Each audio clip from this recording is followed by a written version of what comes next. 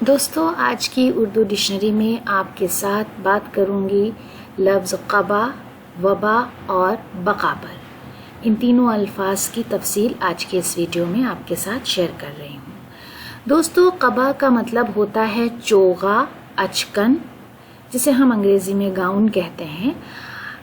اچکن جو دوہری اور چوغے کی وضع کی ہوتی ہے، اس میں بٹنوں کے بجائے بند یا گھنڈی تکمہ لگا ہوتا ہے۔ ڈھیلا ڈھالا اور قدرے لمبا لباس جو کپڑوں کے اوپر پہنا جاتا ہے۔ ایک پرکار کا پہناوا جو گھٹنوں کے نیچے تک لمبا اور کچھ ڈھیلا ہوتا ہے۔ یہ آگے سے کھلا ہوتا ہے اور اس کی آستین ڈھیلی ہوتی ہے۔ دوہرا اور لمبا انگرکھا جسے ہم کہہ سکتے ہیں۔ A loose quilted garment that is open in front and reaches to knee. It is worn over other garments, quilted garment. تو یہ ہے قبا کا مطلب۔ اس کے ساتھ ہی آپ کے ساتھ فیض احمد فیض کا ایک شعر شیئر کر رہی ہوں۔ زندگی کیا کسی مفلس کی قبا ہے جس میں ہر گھڑی درد کے پیبند لگے جاتے ہیں۔ وبا کا مطلب ہے مرگ عام، موت، نیز ملک گیر مرض، وہ بیماری جو بکثرت پھیلے۔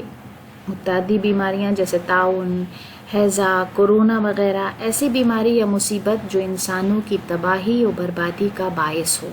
بلائے آسمانی، خرابی، علت، برائی یا عیب جو معاشرے میں سرات کر جائے، اجتماعی برائی، برا رجحان جو عام ہو۔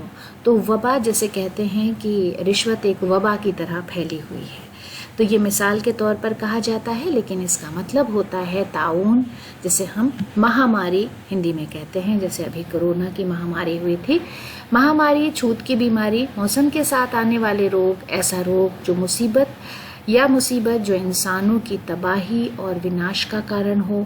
کوپرتھاؤں اور کریتیوں کو بھی وبا کہتے ہیں جو سماج میں پرچلت ہو جائیں اور سماج کو بگاڑیں۔